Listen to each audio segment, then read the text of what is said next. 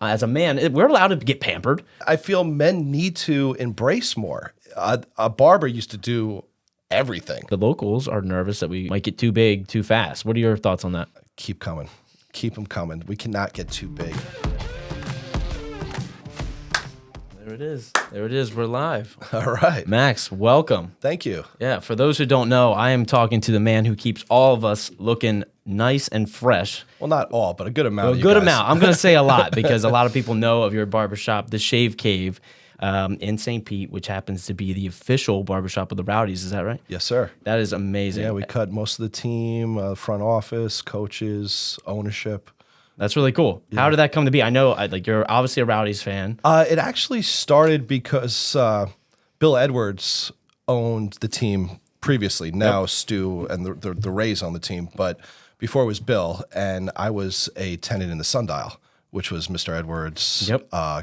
Until he sold it recently. Yeah, until he recently sold it. But so he had owned the team. I was already a fan. I already had season tickets. I was already going, but that got me a little bit more connected. Just being in with the ownership. Yeah, so that's huge. That's right. It's all about. And then we started just because it's a minor league team, so players don't make as much money as like the MLS guys So we just started offering free haircuts for the team and the players. Like nothing in return. Just like just let it out. Like just let them know. Like, hey, if you guys want to come in, we got you. We'll take care of you guys. And they just started snowballing. More and more players started hearing about it and coming in, and then last year, Stu Sternberg was in the shop getting a haircut, and he was just talking. We were just shooting the shit, talking about the Rays, the Rowdies, what's going on. And he had thanked me for, constantly just always being a good supporter and helping out the players, providing everything. For the community, yeah. And he's like, let's make it official.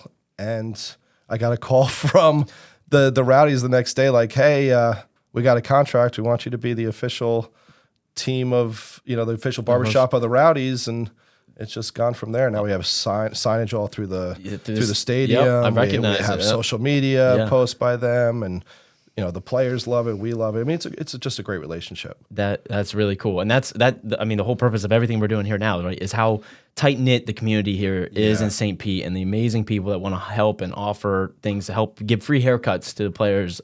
Just make sure that they're looking sharp out there on the field. I mean, they represent us. They represent St. Pete. We're in Tampa Bay. They do, and they're good. And they're good. Yeah, we've been playoff bound every year for a while. We haven't got the championship in a little while, but we've been close. Yeah, final games, but we're almost there. We're getting there. We're trying. We're trying our best. We're trying our best. Rowdies, we believe in you. We believe in you. They'll get there. Yeah, we'll do it. We'll do it.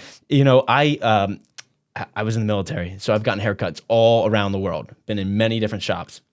The vibe of your shop is perfect. How did you come up with that? Like, give us a little bit of your backstory. I understand you're from New York. You've been here a little bit. Originally from if you would have told me 15 years ago this is what I've been doing, I would have laughed you out of the room. I grew up in real estate. My whole family's in real estate. I took another direction. I went into construction. I was doing design build in New York. Cool. Did that for 15 years, everything from architectural design to the construction, GC, like the whole thing. And in 2008, I don't know if you're aware, but the market tanked. Took a nosedive. Yeah, I lost my ass, basically. It wasn't good. Then I ended up doing real estate with my little brother for a little bit in Manhattan. So I was very outside the city. He was in the city. So I did that for like 2 years. And I'm like, you know what? I just switched up completely, packed my bags, moved to St. Pete, and started an e-commerce business selling men's grooming products. That's really cool. So how did you choose St. Pete? Because St. Pete 12 years ago is not what it is today. My middle brother was already here. Okay, got it. Yeah, so my brother Neil was already here, and he had another online e-commerce business selling aviation products. So that's actually our offices still to this day are at Albert Wood Airport downtown. Nice. That's where our headquarters is. That's where we do our manufacturing, our distribution. So you're still doing the e-commerce? Yes. Okay, cool. Yeah. So we basically just took his pilot website, changed the colors, changed the product. I was in charge of just sourcing everything. But then, so we did really well with that for a few years, and especially through Amazon. This is when it was FBA. This is before, like when Prime was just getting started. But then more and more companies were just discounting. It was who could win the buy box. I don't know. You know, you always click buy now. Yep. You know, but there could be 12 sellers. But there's more options. Right. You know, so the trick is to get that buy now. Yep. So because no one's going and saying, what are the other 15 options to buy this product? Right. So we were winning the buy box. And then because we were offering free shipping. We were the only ones that were doing free shipping. This is before Prime was like 10 years ago. Crushing it. And then other companies started, you know, getting into it and noticing, you know, discounting. Then we had bots that every 15 minutes would check the pricing. Yep. Discounted make like sure 10 you, cents just to get back to win the buy box. And it got to a point where we were racing to the bottom. You know, who's going to sell it cheaper? And I was just getting fed up. I was done with just, you know, quantity over quality, which just didn't work for me. So I wanted to start my own product line. And that's actually what spawned the barbershop, because I didn't want to be just some guy in a warehouse selling products. And never seeing your customers. Yeah. You're working behind the computer in your underwear if you want. Well, I had to go in. So we had some people working, you know, the logistics and shipping and stuff. So I did have to put some clothes on. You know, but you're still a t-shirt and shorts, you know. Right. And it's comfortable. And actually, you know, the first 5 years, I really didn't meet many people. I was just in a warehouse all day, every day. And I wasn't interacting. I didn't really know anybody too. I mean, now it's a whole different story with the barbershop. So anyway, so the barbershop was to give legitimacy to a product. I mean, I've always loved the old school vibe. And I remember growing up in New what was York. the product that you were selling that was online? Online, we sold everything from Artist Shaving, Jack Black, John Allen's, high-end men's. You were like a distribution channel for these products. We didn't make our own products. We were just selling all makes sense. High end. Yep. And now it's Shave Cave branded products. Yep. But I always loved the barbershop, and then I created it to give legitimacy to the product line, and then also to do product testing. We don't test on animals. We don't test on anything. Right. Let's bring some real people. Quite honestly, I mean, our clients, unbeknownst to them, they were our guinea pigs. They were our test mules, test subjects for years as I was learning it. You know, I'm not a chemist, but I learned and I taught myself, and I brought other really cool. people in. I manufacture it myself. That's awesome. I do everything in the lab. I mean, from mixing up our beard oils and beard balm, beard conditioner. How did you figure that out? Are you watching YouTube videos? Like, how do you? You can learn anything from Google, YouTube, and then just talking with some people that are a lot smarter than me and helping me if I had an issue with a certain formula or something. They help walk me through it. Maybe it was the temperature, maybe it was the cooling time, maybe it was just too much of this or too little of that. And I had pros help me through the way as well. And like I said, we were testing on more than it's not like we were testing chemicals on people's heads, because everything is also all natural, like, you know, jojoba, hemp seed. Like, how well does this product hold, and is there shine? And more also the scents. Right. The scents are a big thing. It is. It's a really big thing. So we were always experimenting with different scents, because that's something that's going to be in your beard, in your hair. You know, it's something that you're going to smell all day long. Right. So that's really a good amount of the testing. And then the barbershop really took off. Now, what do you attribute to that? Like, obviously, you were doing something. We launched with the sundial first off, so that was a big thing, because the sundial was the new, the new shopping center. Everybody had. We had within the first month, we had Charlie Belcher from Fox 5 in there. Right. So you just got the publicity that you needed. We got so much, but then also we did a good service, and we offered something that wasn't being offered in the downtown area. You know, in the like, there wasn't anything like what we were doing. Right. You know, with a hot towel, straight razor shave, that's not something that... No, but now it's like, for me, that's a must. Like, I'm not walking in anyone's shop if you're not doing that. Yeah. And, you know, I always say that the biggest form of flattery is imitation. And there's a bunch that are popping up all over the place. Of course. But it is what it is. You know, we're just going to keep doing what we do and just keep improving and getting better and better and, you know, staying ahead of the curve. I like it. So the aesthetic of your shop, for those, like, it's cozy, it's warm, it's like you're walking into almost like a pub, I would say. So in a sense. How did you come up with that? That was just, that's a good question. I mean, it was really just playing around with finishes. And I did all the work myself. So all the woodwork, all the cabinetry, obviously not the electrical, the plumbing, the HVAC, but everything aesthetically wise, But everything aesthetically wise, like, you walk around all that. I mean, and it's a lot of woodwork through there. I mean, I couldn't even imagine what that would have cost if I had to pay somebody. Right. I mean, I spent it was like a month just doing just installing and, routing everything and putting everything together and building the bar and building whatnot, and then the cabinets and all that. I just wanted a nice, warm, masculine feeling when you walked in. So that's why you have the dark woods and, and the bar's nice too. That does help. That's a nice little feature, to have beer and wine on tap. You nailed it with the warmness of that. So just a little, because I mentioned getting haircuts all around the world. I mean, my first haircut when I was in the military, they literally have you put your finger on where your moles are, if you have any on your head, because they're shaving you like a sheep, right? Just as fast as you can go. So I've had the worst of worst haircuts to then come into a shop like yours where it's like, as a man, we're allowed to get pampered, right? Oh, yeah. You're getting taken well taken it care needs to of. be accepted more. And now we actually have a spa as well, which we offer manicure, pedicure. Yeah, I need to ask you about that, Max. Who is our gentleman coming in and getting the manicures? And now it's not taking off as quickly as I would like, to be completely honest. We're trying to see. But it's something that I feel men need to embrace more, get your damn back waxed, or right. Take care of yourself. I mean, before I came today, I got my nose waxed, my ears waxed, my eyebrows. I might still be. So I'm going to be on camera. We need to make sure. I got the beard trim, but I got to look good. But it's something that get that unibrow fixed. Get those hairs waxed out of your ears. You got to stay on top of that stuff. Yeah. That's not something that many barbershops offer. No. I mean, and guys. See, we're trying to be like a one-stop shop for a guy. I don't want you to have to go to that nail salon where you're just surrounded by women drinking your champagne, pinky in the I'm air, not going there to get a manicure. Getting your manicure. We want it. It's still in a masculine environment. You got Sports Center on the TV. Right. You got your beer in hand. Right. Trying to make it as masculine as possible. But it's stuff that needs to be done that guys need to understand. Is necessary. Well, that's why we have professionals like you to let us know, hey, man, your fingers are looking one a little jacked man at a up. time, just trying to, get everybody back in the game. Yeah.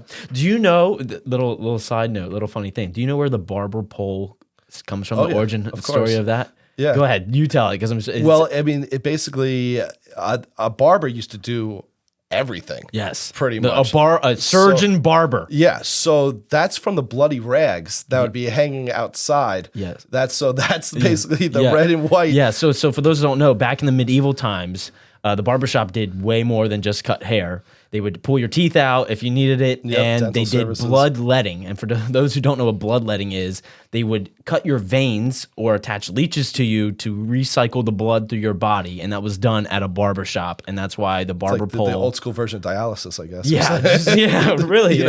Clean your blood out. Yeah, so the barber pole is white and red, and in the United States it has the blue in it because it signifies the blood and the rags and everything. Yep. Just random. It's crazy. Yeah, it's wild, right? Yeah. And now, we're not going to go that far and offer that many new services, but we are, pulling back on that, but we will take care of your nails and take care of that unibrow. Yeah, exactly. We'll wax you. We'll give you a manicure, a pedicure, but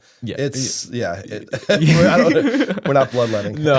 I mean, that was a long time ago. Luckily, we've learned that doesn't work. Yeah, or we have actual doctors for services, or a dentist to pull your teeth. Yeah, well, I was reading that's because they thought that barbers were good using sharp objects. So let's let them cut your veins. They could cut your hair with this shear. Why not? Right. So wild. So you've been here 12 years, opened the shop. St. Pete has transformed itself probably 3 times over since you've been here. What was it like? I've only been here for 2 years. What was it like 12 years ago when you first got here? I mean, it was still an amazing, it just gets better and better and better. Now, I don't really leave my St. Pete, bubble. I don't venture much to the Tampa side. Right. We have everything here. If I gotta go to the airport. We talk about that St. Pete people don't like to cross the bridge, and Tampa people don't like to cross the bridge. There's this. Well, more and more Tampa people are crossing the bridge. Because the vibe over here is a little better. So much better. Yeah. It is. I always compared it to Manhattan. I don't know if you know New York or whatnot, or just. I lived in Philadelphia, so I'm from that area. You have the east and the west side. And it's the same here. You got east is Tampa, west is St. Pete. Both sides do well. Have money, whatever. Yep. East side's a little bit more stuck up and whatnot. Hey, you said it, not me. West side, sorry, Tampa people still come to the shop. West side though is more artsy, hip. It is. It just got that free thinking. Yeah. So I kind of now was that here 12 years ago? It was. Okay. It was. It definitely was. And I wouldn't live anywhere else in Florida. As far as St. Pete.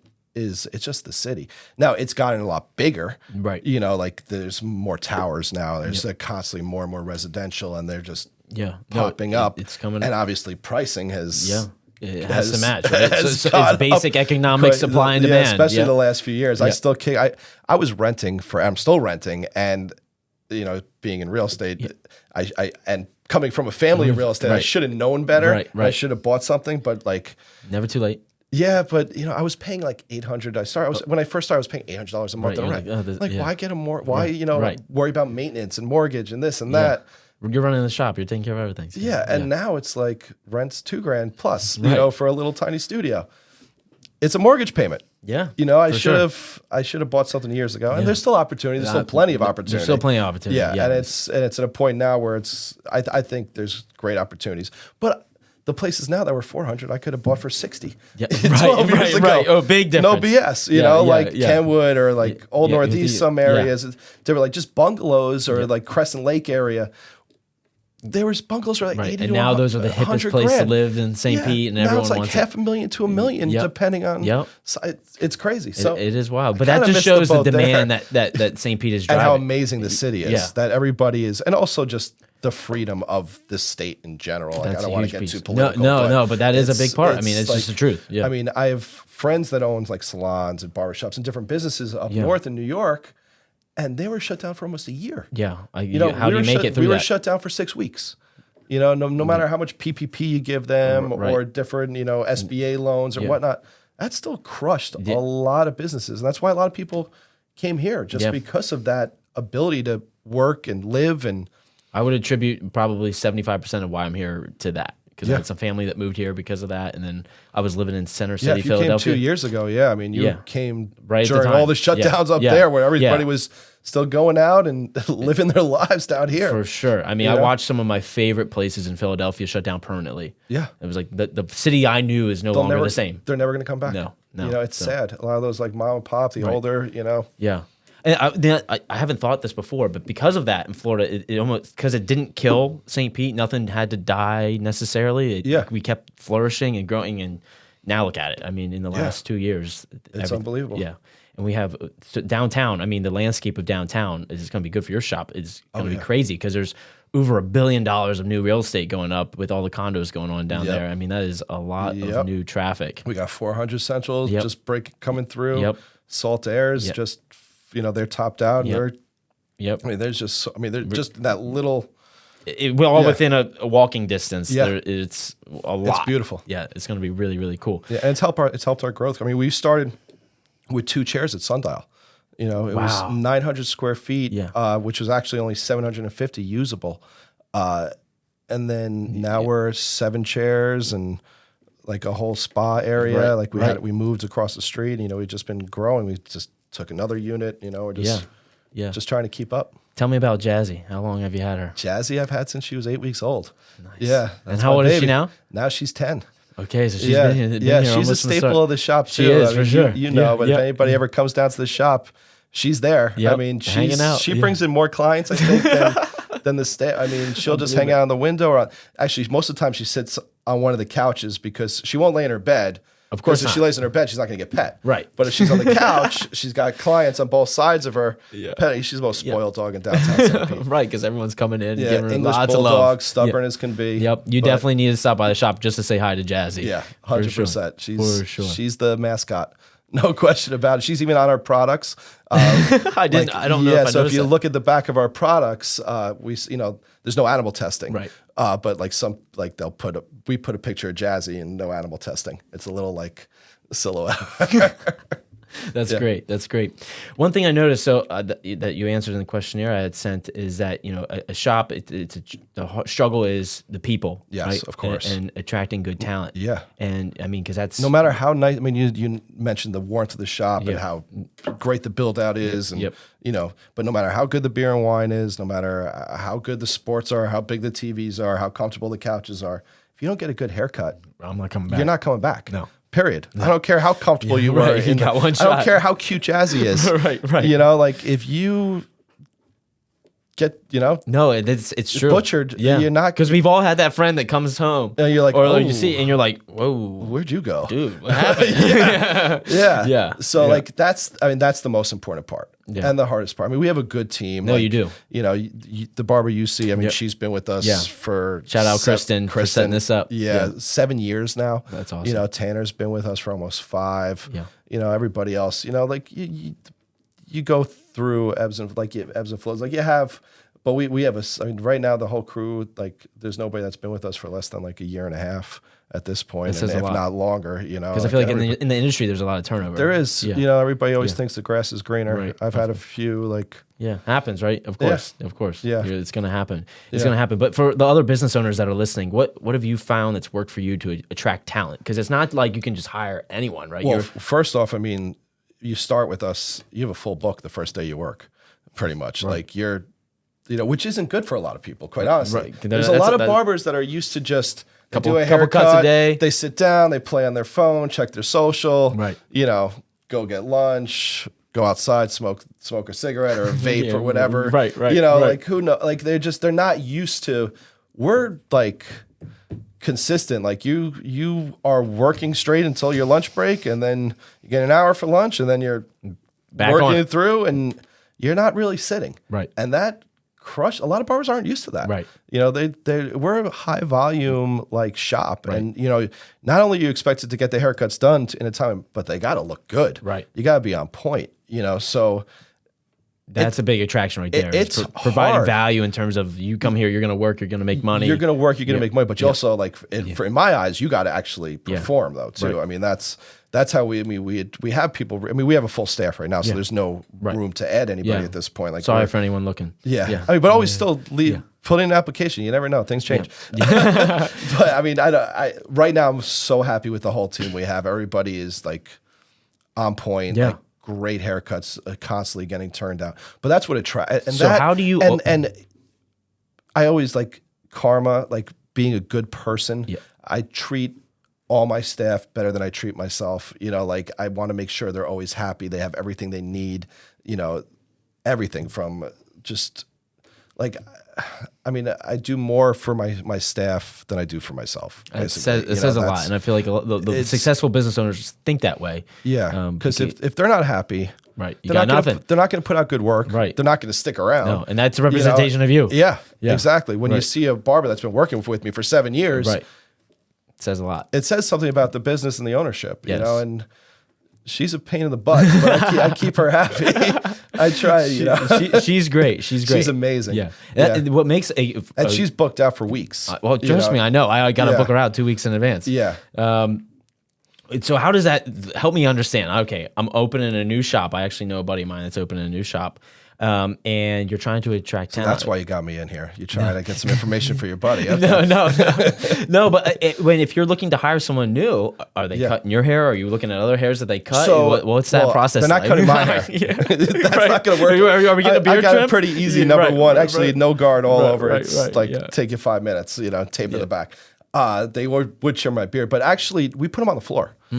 Just throw them into the fire. Like, love that strategy. Yeah, I need to see first off, I mean, I need to see work. Like, I need to see a portfolio. Right.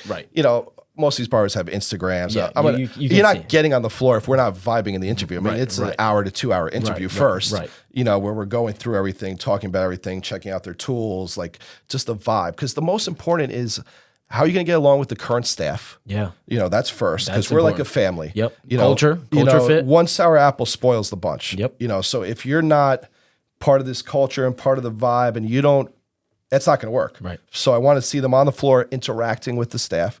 And then I got to see how they interact with the clients. So we'll put them on for a week. Some will last a day, some will last 3 hours, but that's how I test, literally just put them in, see if they can keep to the schedule, see if they could, how they vibe with everything within the shop. I mean, what a better way than just, you got the background, you're like, okay, you can obviously cut hair. Let's see if you can fit. The vibe is good. Like, let's see now if you vibe with everybody else. And, see how you fit in this puzzle. Because you're not coming if you can't cut. You're not, right out. I mean, there are a few, like Tanner, for instance. Tanner has been with me for quite some time now. I met him, he was working at the Hangar restaurant as a waiter. Wow. And he was in barber school. I met him, he was serving. We talked. He told me what he was doing. I invited him to come work at the front desk. So he was serving at the hangar. He was working the front desk, and he was apprenticing, and he was in school. Well, this guy has drive and hustle. He was learning from, plus, like, you only learn so much in school, but now you're watching some talented barbers cut hair, and he soaked it all up. And as soon as he graduated, he's one of the few we've ever actually hired right out of school. Well, he put in the time. He put in come the to time. The chair. Exactly. Yeah. And he's one of my best barbers right now because he's constantly learning, constantly evolving. And he's just always like watching what the newest trends are, getting the newest tools, and he's, Does that change a lot for the barber? Like, I feel like I've almost been getting the same haircut for a while. Yeah. I mean, there's always new, like now, believe it or not, the mullet's back. Yeah, I know. Who would have thought? Who would have thought? And it's hot. Tanner's actually rocking a mullet right now too. But it's back, like strong. And strong. It's more like a designer mullet, or a fashion mullet. Right. I mean, but that is true. It's back, and they people all are rocking. That whole era is back. Yeah. So I mean, you just you're always like social media. You're always seeing what the newest trends are and what people like and what's happening. Yeah. And you kind of just evolve and you learn it. You teach yourself, or you just see different styles or you create those styles too. Yeah, you can be an artist. Yeah. Right? They're all artists. Yeah. Every last one of them. That's awesome. You're pretty involved within the community, from my understanding. What else is going on? For those, like, let's say I'm a new business owner, or I just moved here, I want to get involved in the community. What's Max doing? What's happening? Well, I mean, I'm a member of the Chamber of huge. Commerce. Yep. That's always big. You want to do any area you live in, you should, or have a business in, you should join the Chamber, because they're going to help promote you, and you're also just going to learn about happenings and different things, and you could support other local businesses. I'm a member of Keep St. Pete Local. Olga's amazing. I've been with her ever since I opened. I was at the first Localtopia. Nice. Like that was, 7-8 years ago, whatever it was, and now it's grown to this humongous, like 4-city block. Of massive. It's insane. Yeah. Local Shops One with Esther, so just different local ESC. It's actually a really big thing. Entrepreneurial Social Club. Okay, I'm not familiar with that one. They meet at Nova 535. Okay. Mike Novella started it. We were just there last night. 10 years ago. They every Thursday night. Were you last? It was the last night. Tonight's Thursday. We had our holiday party at Nova last night. Nice. Yeah. So they do Thursday nights. They do an entrepreneur social club. Okay, cool. It's really cool. You get to spit ideas, bounce. Always different people. But there's always like the core group that's usually there. I go maybe once a month. Okay. Just to check it out. There's always a dinner afterwards. But it's good to meet like-minded fellow entrepreneurs that just want to learn and grow and help one another. Right. Yeah, there's something special about connecting with another like-minded individual and bouncing. I like it, soundboarding. Yeah. Like just talking your thoughts out loud and then saying, well, that doesn't make sense. And someone gives you a little piece of helps. something. It might just be, even if you learn just one little thing from it's worth it. It's worth it. It's worth every minute you spent there. Yep, absolutely. And St. Pete, like we said earlier, is just very local centric. So most of the businesses down here are local businesses, right. And they actually, St. Pete tries to keep it that way. They try to shoo away franchises and big box stores and things like that. So from restaurant owners and little shops and boutiques and different things, everybody wants to help one another. Yeah. Because we're all local. We're all doing the same thing. We're all, struggling to make it, and to turn it into something. And you want to support one another. I think that's that. If we're always, the purpose of this podcast is just always to find what's so special about St. Pete. And it is that local business feel that you don't have the big box going on all the time. Yeah. It would be nice if we had an Apple store. Right. That would be nice to have a little bit closer. For sure. Because then you got to go to Tampa. And right. Yeah. No one wants to cross the bridge. Sitting in that traffic. And you had mentioned also that you think we might need a new Rays stadium, which there's been proposals that have come out here within the last week or so. This new proposal that the Rays came up with Hines. Yeah. Man, now it's incredible. There's some controversy. So I was reading a lot up on this through the week, and in the comments, people are blowing up saying that the stadium should be on Tampa side. Well, they've been saying that for a while. Right. Ebor had I thought maybe the dog track would have been a good location for it, because that's right by the bridge. Yep. And now it's an Amazon parking lot. Yeah, it literally is. Yeah. It literally is. But I guess the water table, and talking with the water table is too high there. You can't put something that you expect to be there for 30, 50 years. Makes sense. With so I know they were trying to build something I think it's a great location. It's still a good location where it is now. Right. I mean, you have easy access to 275. Yeah. There's no reason you can't come over here to see the game. Exactly. Yeah. We go to Tampa for the hockey. Right. They can come to us, and football. They can come to us for baseball. Yeah, I think so. I'm really curious. But the plan looks awesome. Well, all 4 plans are crazy, and we're supposed to know at the end of this month. What? Let's think. End of January. So when this comes out, yes, we'll almost know what's happening. What the mayor's going to decide on what we should do. I honestly haven't seen the other proposals yet. I've only seen the Rays proposal. Yeah. I need to look up and see. Yeah, they're all very similar. It seems like everybody's posting just the Rays one. Yeah. Do all of them have a stadium in them? They do. That was a requirement. To have a stadium. Yeah, 17 acres had to be designated for a stadium. Okay. Yeah. Got it. So they all. So I got to look at the other ones then too. Yeah. They're all pretty. It's just cool. nice because they're adding residential, commercial, senior, affordable. I mean, it's a mix of. If they can execute it, it will change the dynamic of St. Pete. I think. Yeah. That whole area. Yeah, definitely for sure. Just development everywhere here is taking off, and some people the locals are nervous that we might get too big too fast. What are your thoughts on that? Keep coming. Keep them coming. We cannot get too big.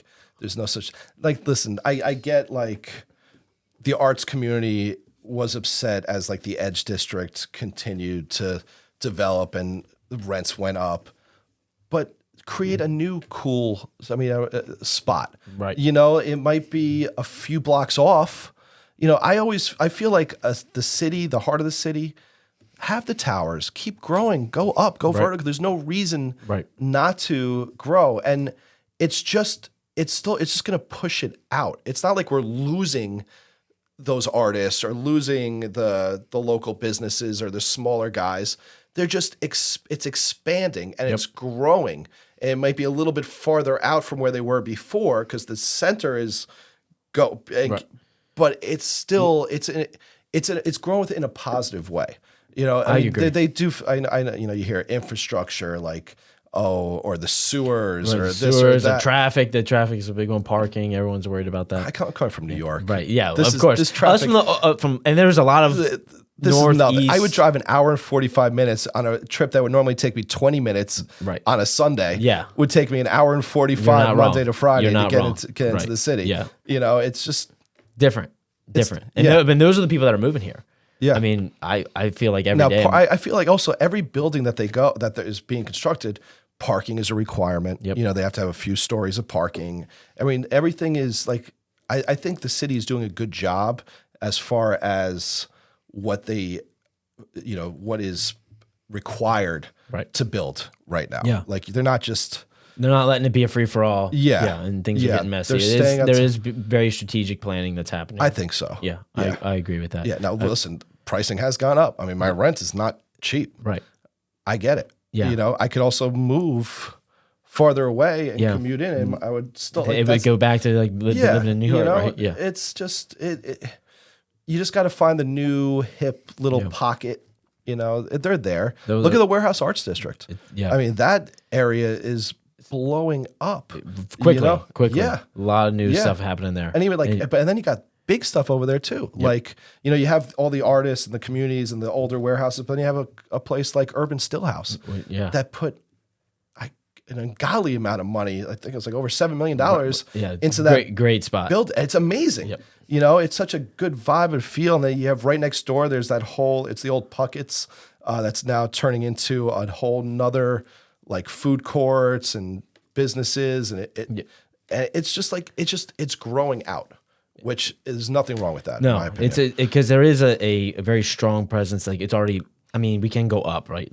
Downtown St. Pete, but you're saying, you get out into the warehouse districts, push out a little bit. Yeah. And there's still plenty of space. Edge District. And then just working your way. Yep. Yeah. Yeah. And the artists are still coming. And I know you're into art. I saw on the Instagram, the Shave Cave, you're a WWE fan, WWF. Well, WWF, right? Before the World Wildlife Federation sued him and made him become WWE. Yeah, going back a little old school. Yeah, so I went to an arts festival this past week. That's another great thing. Every weekend, there's festivals and indie flea markets and different things. I was at an art festival this past weekend, and I found an awesome WWF like painting on glass with. The thing weighs like 100 pounds. I mean, it's already hanging in the shop. Great. Yeah, I gotta come to the shop and see it. Yeah, Hulk Hogan, Hitman, Randy Savage. Yeah, I mean, it's a cool. Cool piece. It's really cool. It's a cool piece. Yeah. So that was a good find. No, really that is the excited cool about thing about St. Pete. The art. If you're into any kind of art, I mean, you just anything.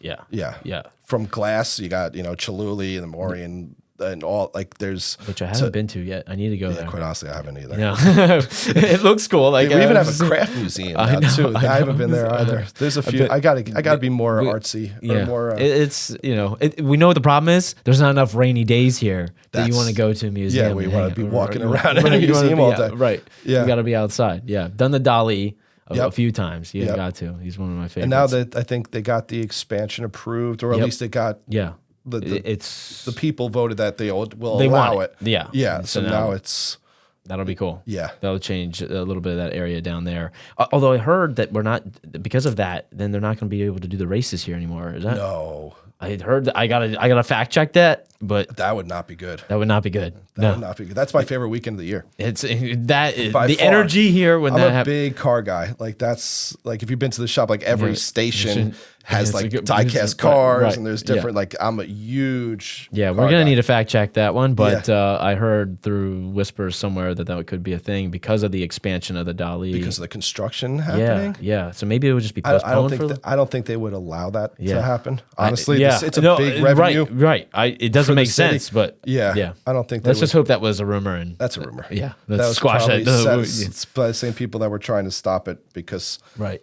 I'm not going to get into that. Yeah. I know who they are. Right.